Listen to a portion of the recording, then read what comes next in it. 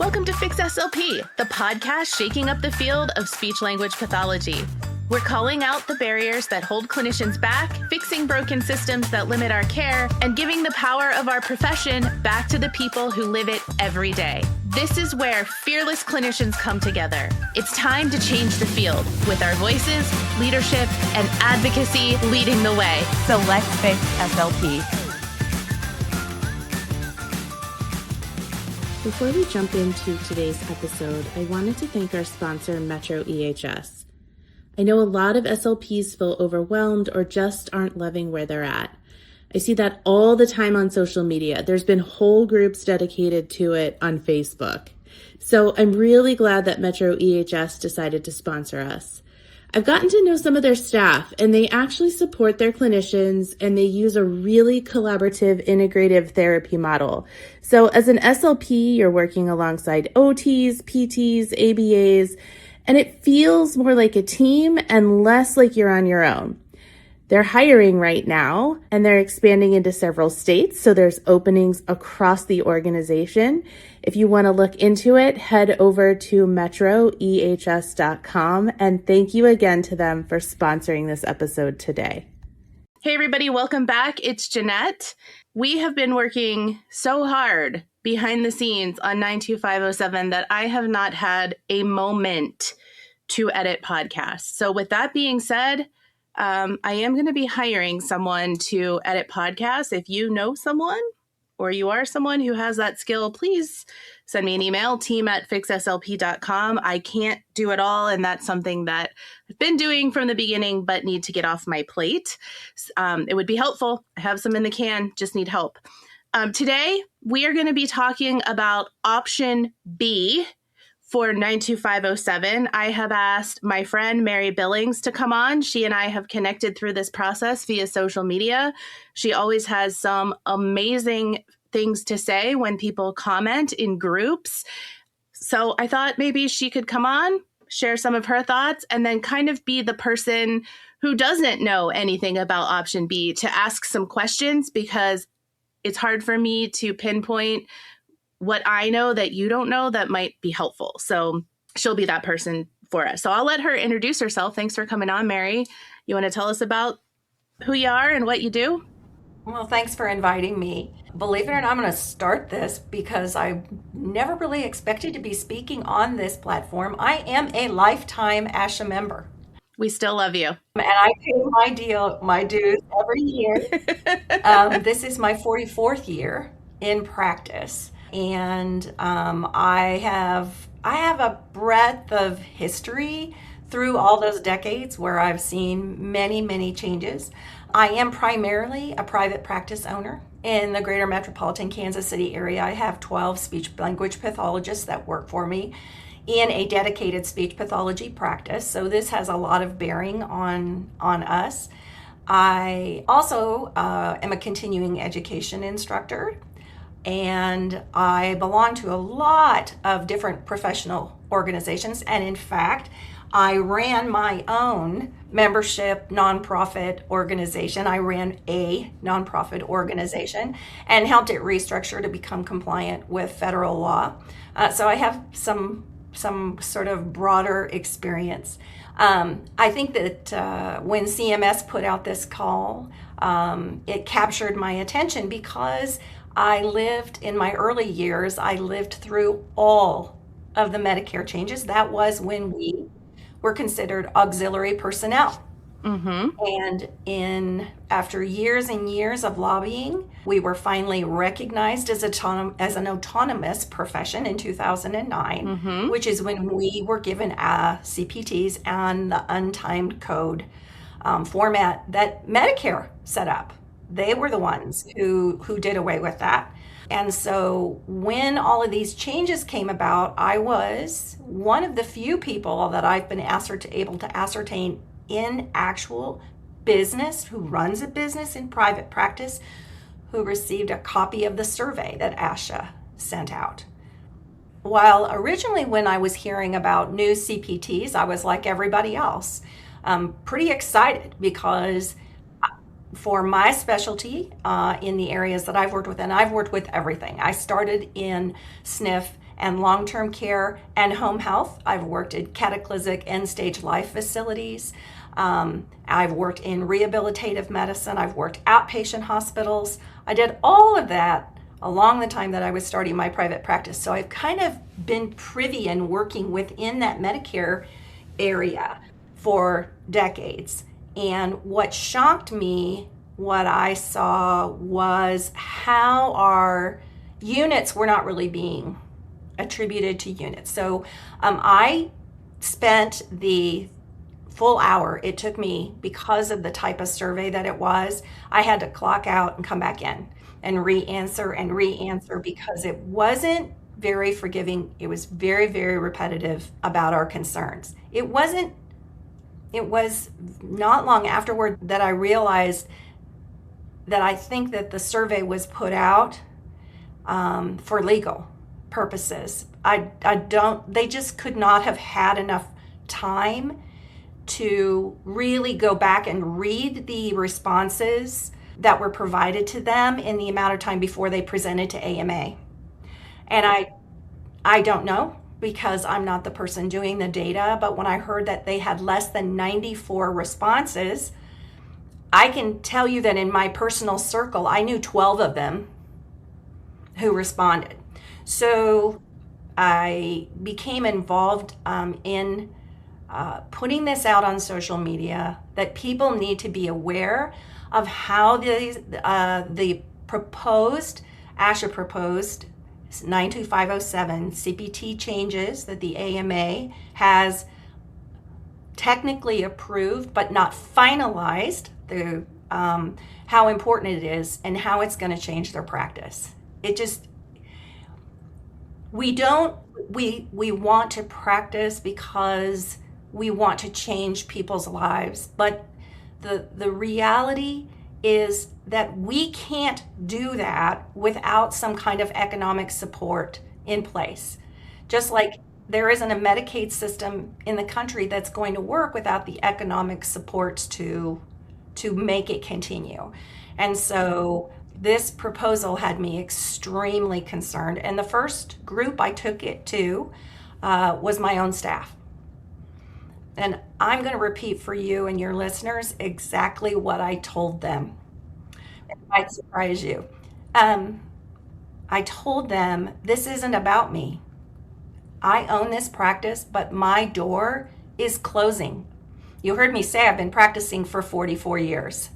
And I'm fighting for you because I have seen a predilection of our younger generations to shut out informational processes that may be stressful for them, right? Or they just don't participate. And in one of the social media platforms that you mentioned at the top of this, I was shocked by the number of people who said, well, I never read anything that I get from ASHA. I just push delete. That's on them. That's not on ASHA. That is on them. But it was through your efforts and the groups that you were working with that all of this came to my attention and I became involved. This is a battle worth fighting. Yeah. And if it escorts me out the door in my final years of practice, then I'm willing to stand with that. But I'm fighting for the future of all the other clinicians because it will affect them no matter where they practice. That's right. No matter where. If it's in a school, it will affect them. If it's in a hospital, it will affect them. If it isn't through early childhood, it will affect them because those are state-supported programs. Mm-hmm. If you are a private practitioner, it will affect you. If you work for a multidisciplinary clinic, it will affect you. It's a trickle-down that concerns me. Yeah. I am so thankful that I was in the position. You said you hadn't heard about it until I started posting, Fix SLP started posting. And I think this whole thing is the perfect example of what I always hoped this platform could do. I founded this platform with the goal of funneling advocacy out to the entire profession because there were multiple events leading up to this where I noticed there were some issues Typically, ASHA was involved, and there was no way to advocate outside of that organization. And I recognized that there was a need. And it started out with us doing a lot of the work. And then, as more people found us, we very quickly realized we can't do it all. And then I have had to shift over the last year or so to being that funnel that I always thought it could be. You do the work. You approach us with the problem, the solution, and what you need, and then we stand by you and get it out to the masses. And that's exactly what happened. There were people. We made a very specific decision that they would stay anonymous, but we're now ready to let everybody know who those people are. So I'll be putting their faces and information out in a carousel. But they approached me and said, we have this problem. Do you know about it? My answer was no.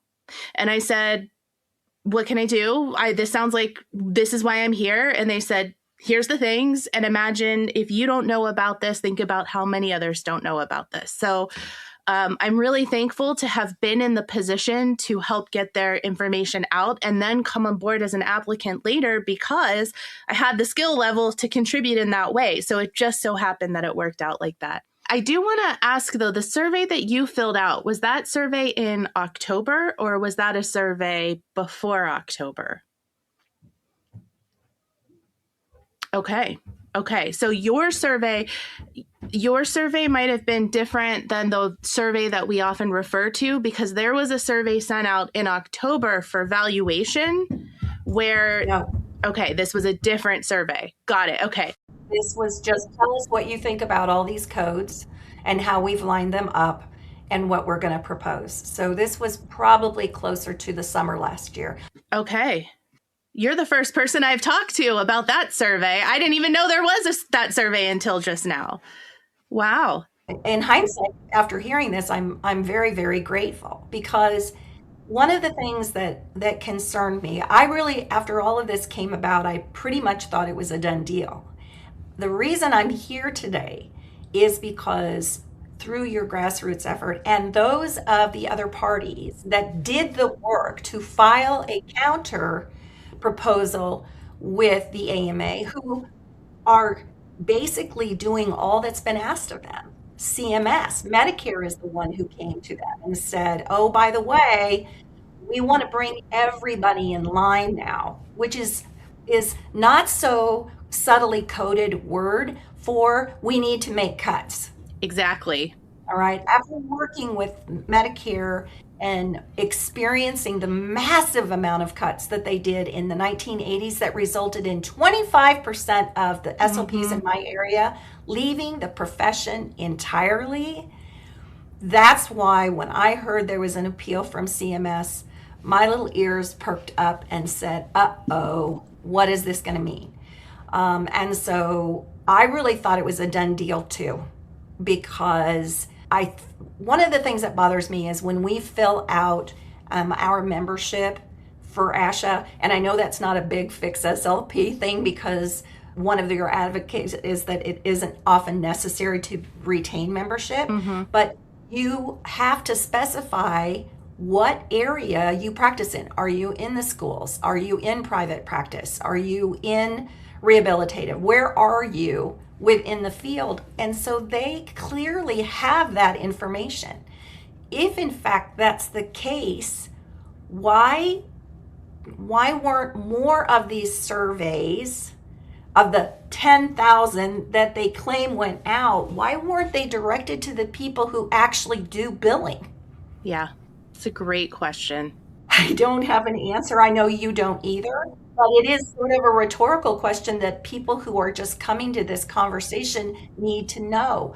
Who made the decision and what was their education and background in actually doing billing to see not just about what we're doing, how we're doing, but the long-term effects? Because these codes do not allow you to include any kind of documentation. Every new hire that I've read or mentored, because I do business coaching as well, they expect to be paid for every moment of what they're doing, and they don't really understand that a lot of this is considered not reimbursable.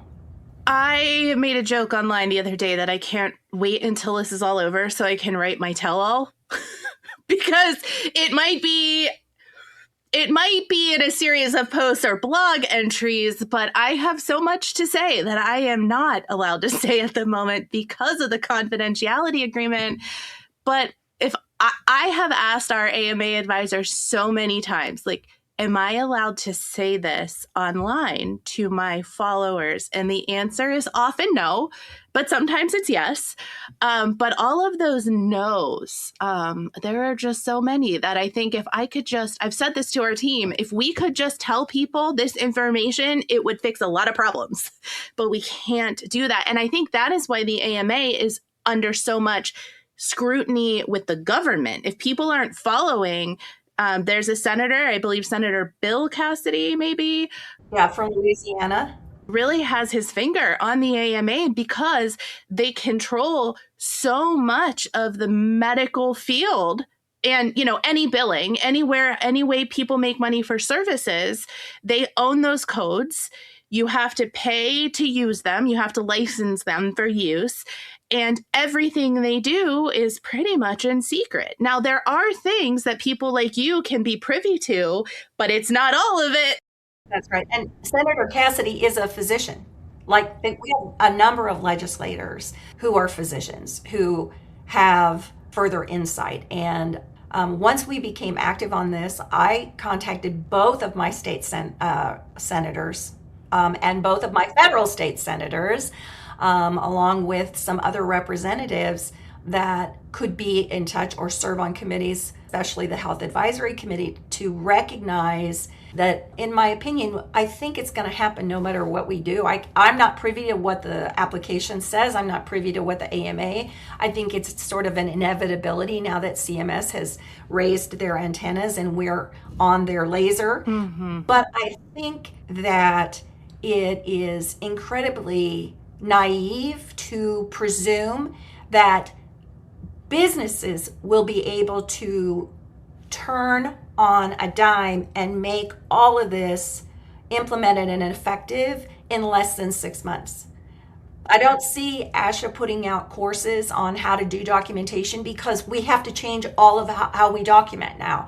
I don't see ASHA putting out information on which codes would be appropriate and how I'm supposed to. More importantly, this was my appeal that I will share with people to the AMA. I asked them distinctly, how do I dissect the brain? Because that's what the codes are asking me to do. I have a little girl with Prader-Willi. So am I supposed to be, she has breathing problems. So I have to isolate the brainstem.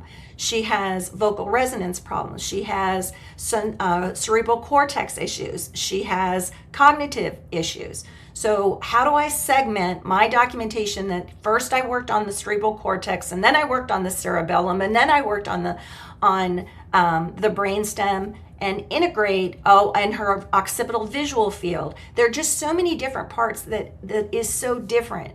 A PT, and I have several that are very good friends, can often isolate one part of the body, which is what we are hoping they're doing. In my brother's case right now, it's his right hip.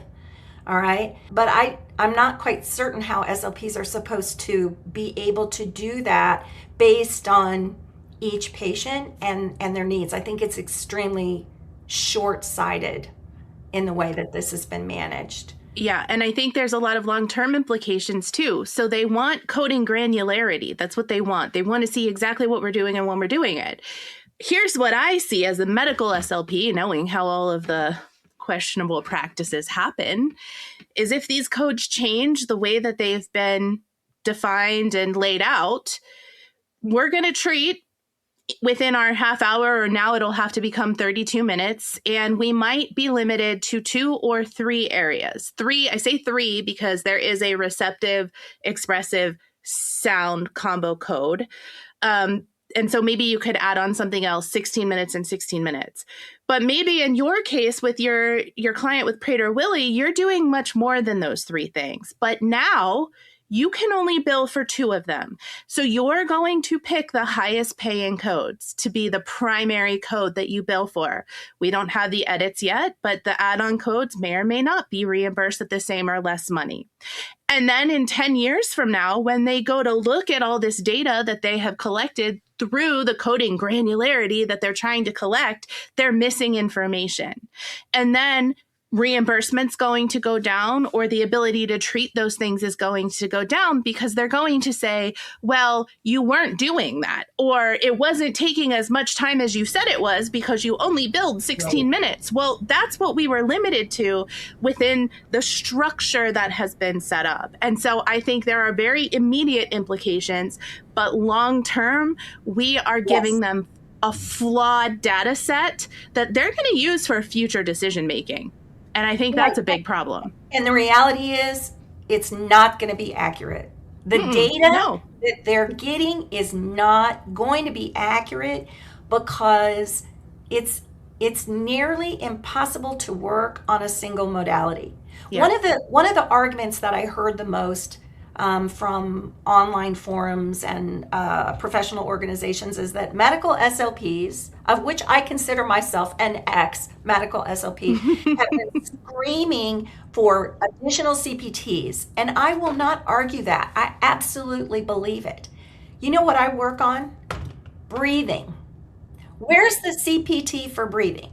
Well, it's been lumped in with resonance. So let's talk about an SLP in a SNF who's working with a Parkinson's patient who has vocal resonance problem. But what's the bigger issue?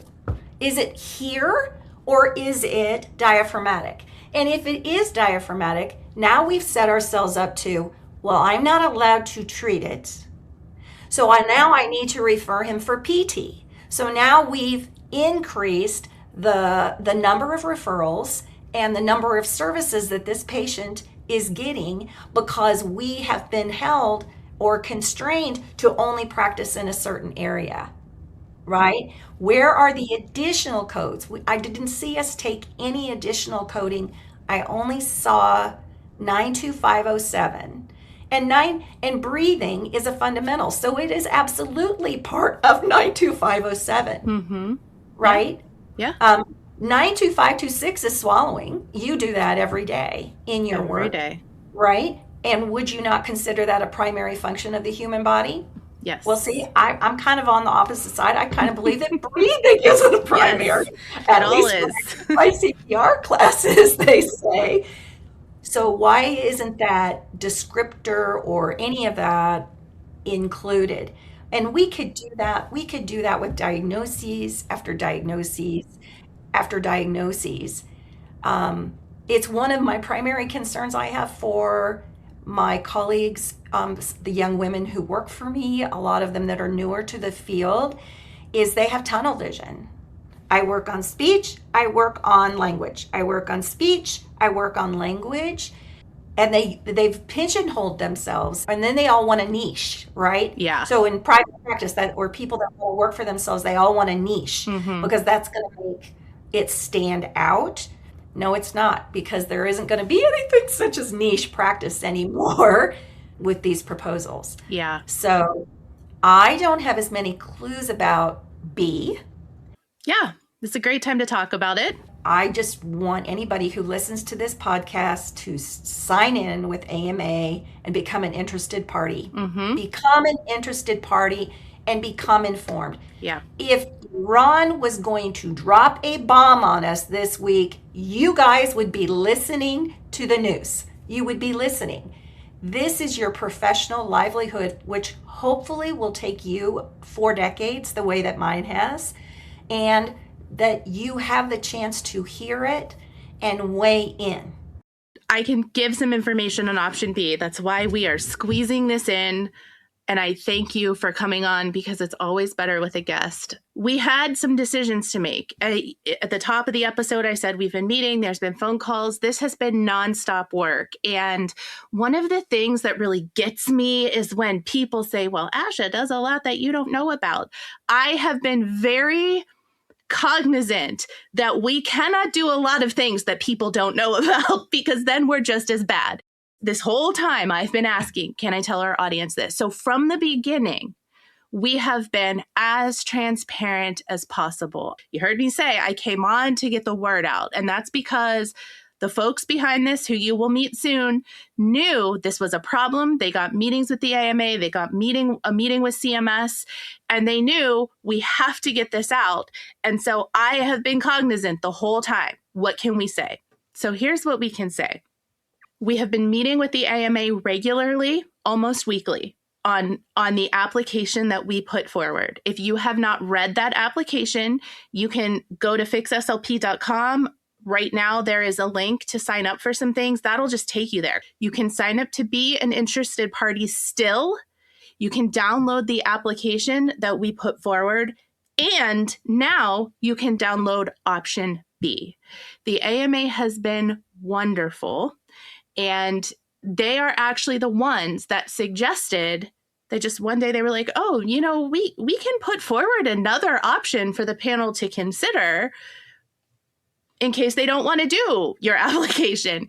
And after a lot of discussion and reading all 950 plus comments that came in, it was clear there are priorities and a lot of people care about a lot of things. And option A would take us back to the table and force the whole thing to be redone. But what if the panel doesn't want that? Because this has hardly ever been done before. We only have one example.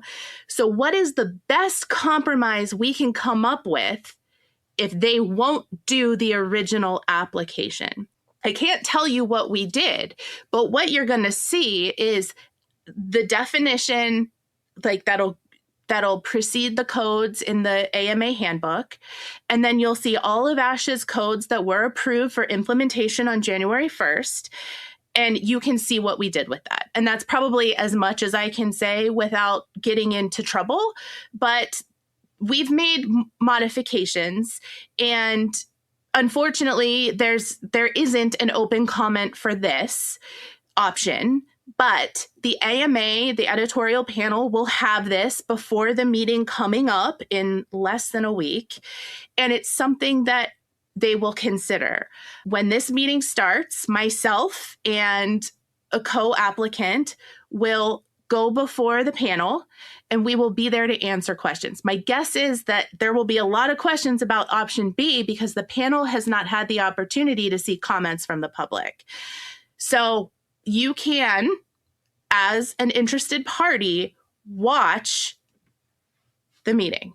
You can also make comments or ask questions yourself during the meeting. So we had a lot of confusion about the open comment period closing sooner than we all thought. If you didn't get a comment in and you want to say something, that will be your opportunity. If you have questions about option A or option B, that will be your opportunity. Thankfully, again, the AMA has been wonderful, and they are going to work with me on educating our audience on how to ask questions and what is allowed and not allowed. I will not be putting that content together until I am with them in Boston and I have had a chance to observe some of these question and answer sessions, because then I will know, okay, this is what SLPs need.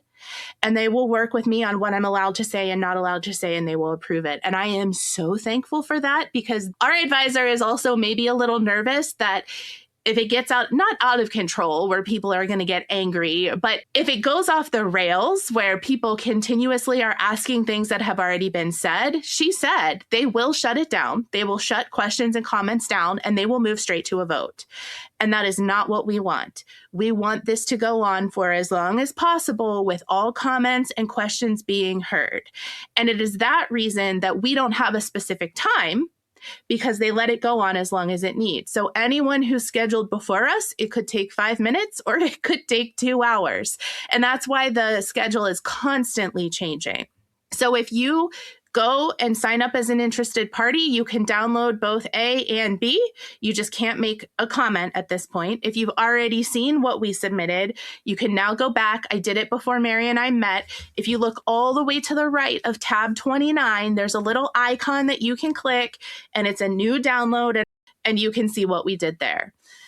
and then start taking notes about your questions or comments. And then on our accounts, I just a couple hours ago, this is the best worst problem to have, realized that we maxed out the SMS package that I paid for. So we're going to send live text, and I got permission from our advisor to do this. I said, am I allowed to have a computer and a cell phone in, like when we have our time?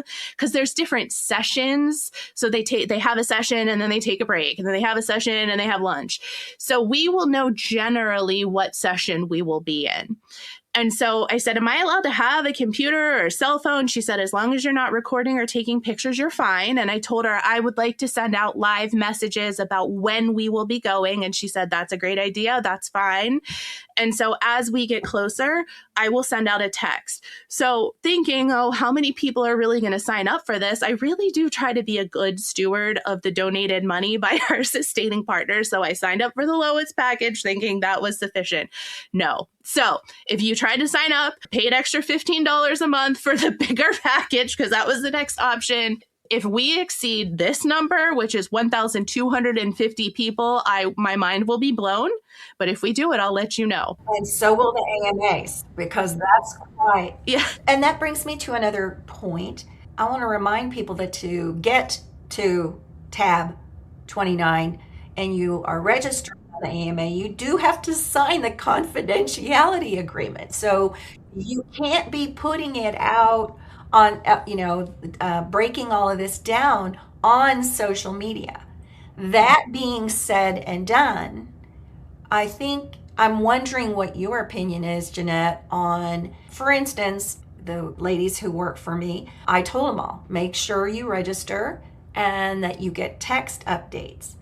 But to avoid people from asking the same question, would it be advisable to elect one person from your group of 12 to ask the question and know that your question is going to be representative? So that would take some planning, because I'm kind of concerned based on what I see on social media that the same question, people are not good about paying attention, or they're going to come in late and they're going to say, well, I didn't hear it, so therefore it didn't get answered. And I'm afraid that that could backfire. Do you have any suggestions? I do.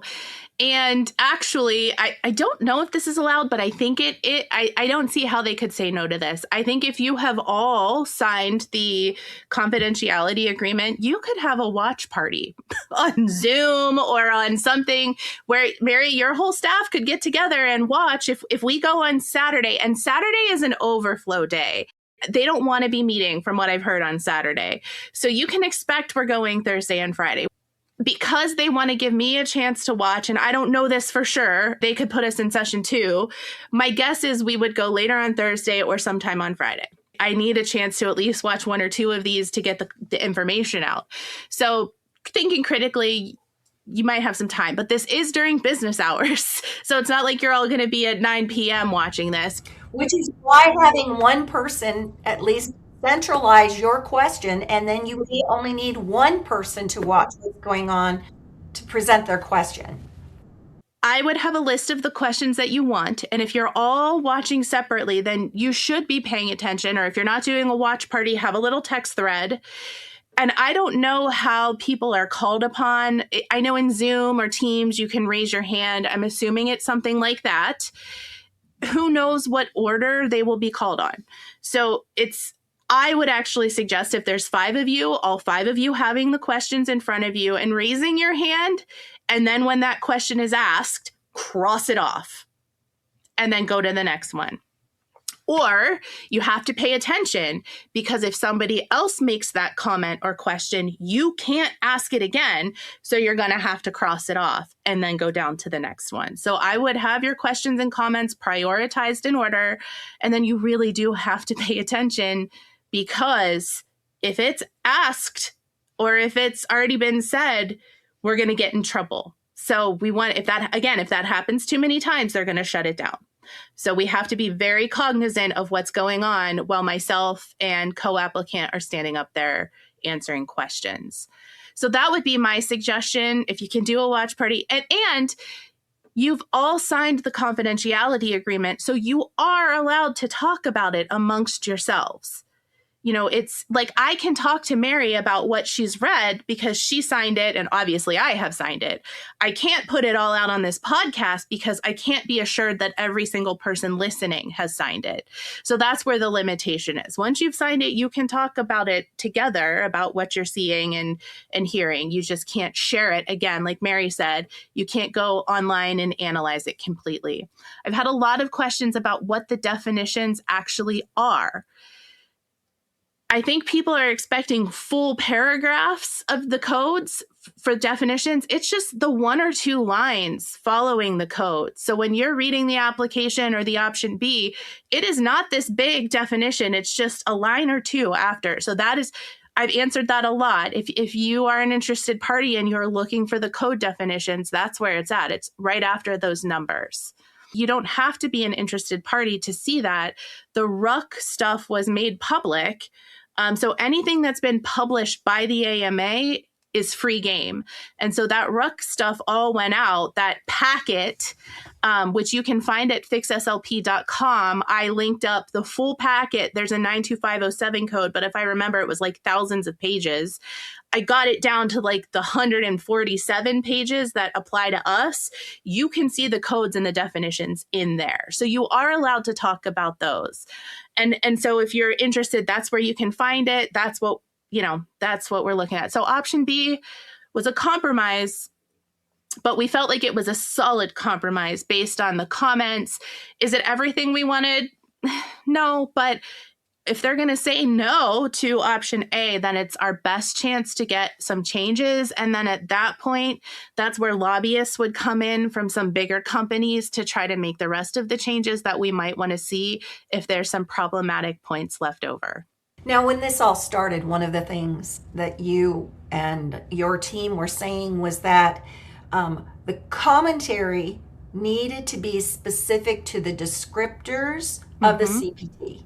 So while there are certain RUC values, etc., that have been published, that's not really part of this discussion. No. And people need to avoid asking questions about what's this going to cost? 100%. Right? Or how that's going to be. It's truly only about, how have we broken down this descriptor for fluency? How have we broken down this descriptor for resonance? How have we broken down this descriptor for what is considered? Why did we leave out auditory processing? Because we already know, Medicare deals with the geriatric population, and clinical studies have already shown that in the advent of hearing loss, which naturally leads to an auditory processing problem, that we have higher numbers of dementia and Alzheimer. So I think it's super, no matter what spectrum within practice you're working on, it becomes super, super important to really go back and really think about all of the modalities. Just as I gave my example with my little girl with Prader-Willi, I'm pretty sure I'm constantly working with auditory processing with her. And yet the response that Asha gave was that it was inferred. It's inferred. Let me tell you something, friend. I'm 4 decades in. Medicare doesn't infer anything. And this is how I watched the profession be decimated in the early 80s. It is one of the reasons why I slowly excised myself from working with the geriatric population and relying on Medicare because of the impact. And at that point, we were considered auxiliary personnel, right? Just like an RN or the intern who scrubs the floors, or the music therapist that they used to have, or the play therapists that they used to be able to. We were just auxiliary personnel. They didn't know where to put us. And we finally got autonomy. We finally got it just under 20 years ago. We need to fight to retain it because we're paying for the education. And how many of us have spent half of our professional lives educating our doctors about who we are and what we do. We don't just fix R, right?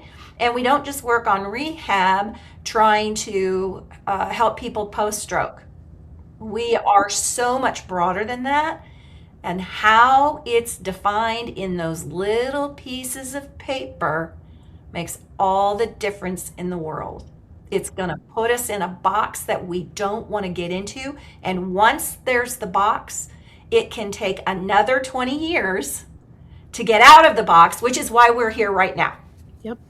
I was practicing when we became autonomous. I remember what it was like before when we were auxiliary. I mean, I am that old. I joke. I know I look young and fresh and beautiful, but I am that old. I have been practicing that long, and it was a big deal, especially in home health. You know, I was doing some home health back then, and I remember when I could not see a patient in the home unless physical therapy was also in the home. And then when that changed, I could stand alone. And that was a big deal, because we all also know that oftentimes speech is an afterthought. And I had a really ethical boss back then, too, who told me all speech cut into his margins and that he would prefer the patient go into a third certification period for speech to become more intense. That's a podcast for another day. But it was a big deal. And here's another thing you might find interesting, Mary. I was talking to an orthopedic surgeon the other day who was a member of the AMA, familiar with this process. I was telling him what I'm involved in and what I'm doing. And he's like, this sounds like it could be a really good thing for you guys. And there was a disconnect. I couldn't figure out why he thought this was all good. And then we got to the root of it. And it's because when he is operating on someone's spine, if let's say that is a 4-hour surgery and he does, I don't know, 20 different things that have CPT codes, he can bill all of those regardless of time. So he can stack those codes. And what I was explaining to him is that we are not allowed to code stack, that if we do voice and we do fluency, that is not billed in the same 15 minutes. It has to be 15 minutes and 15 minutes. And he was flabbergasted. And he said, well, why is that? Why can't you? And my answer was, because we do not have the type of advocacy that we need to make that happen. That there are organizations that to this point should have been doing that advocacy, and they're not. And now we're facing this, which is not only are we not allowed to code stack, but now our coding granularity is going to mess up our data for the future. And he was just beyond. I had the same conversation. I have an ear, nose, and throat physician that I've collaborated with for over 30 years, but very, very intensely in about the past 15. And the last time I saw him, he called me on the phone. He said, Mary, I need you to sign up and credential with Medicare. Please credential with Medicare.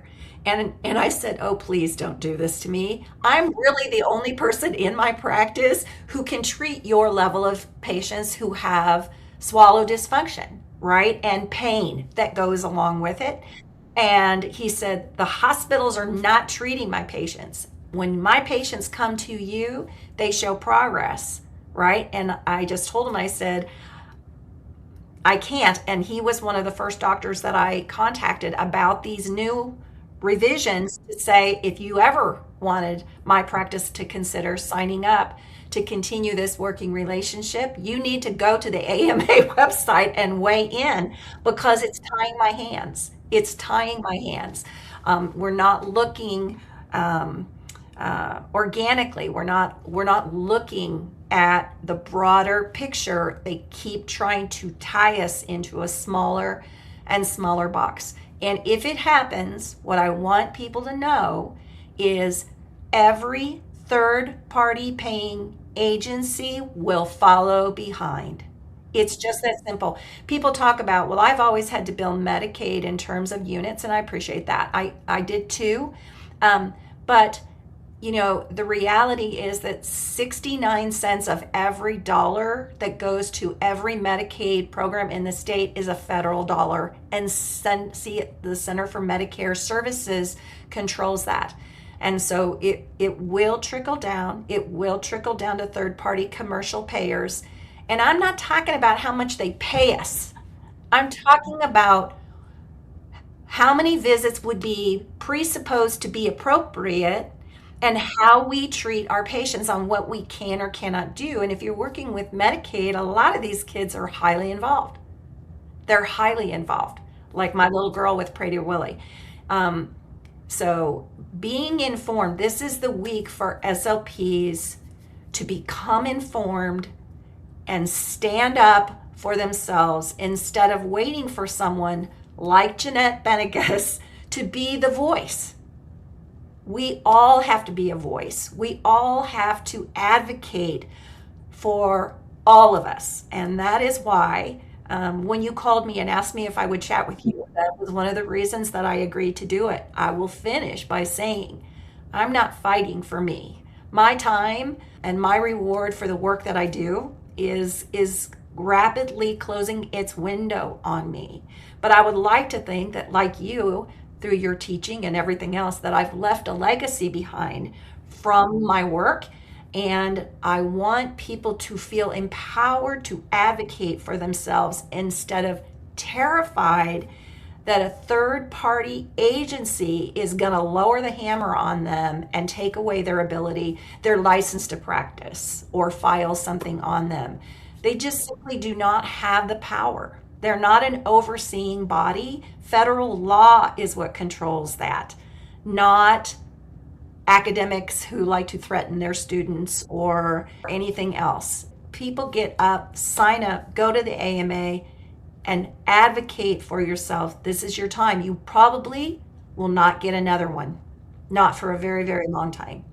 That's right. So that's where we'll wrap up, Mary. I am so thankful that you came on to share all of your infinite wisdom. There is, lifetime member or not, everybody is welcome here. I have such a reputation that no, it's everybody's choice is their own choice. And that is the point. I want people to have the choice. And so everybody's welcome. That includes you with your lifetime membership. Well, and I appreciate that because you're an advocate. I've been advocating for changes and advocating for my patients and for my staff members for years and years. You are advocating for your stance. And I'm just grateful that a platform was in place where we could take this grassroots effort and really get it out to the people who matter logistically. So that we can all stand together. We may be in many, many, many, many different places geographically, but we should all be in the same room philosophically on how this is going to proceed. Yeah. So thank you for inviting me. Sure thing. And I look forward to hearing your text message next weekend. I'm going to be in Charlotte next weekend. So I will have my text messages going. Okay. Perfect. Before we head out, I'd like to thank Metro EHS one last time. So go check them out at metroehs.com or in the show notes. Look out for our text this week. Thanks for fixing it, everybody. Thanks for listening to the Fix SLP podcast, the podcast shaking up the field of speech-language pathology. Don't forget to check out our social media or fixslp.com for our latest promo codes for continuing education, therapy materials, merch, and more. Supporting our sponsors also supports our Fix SLP team. Don't just listen, be a part of the change. Share this episode and our social media content, and let's keep fixing the field one fight at a time.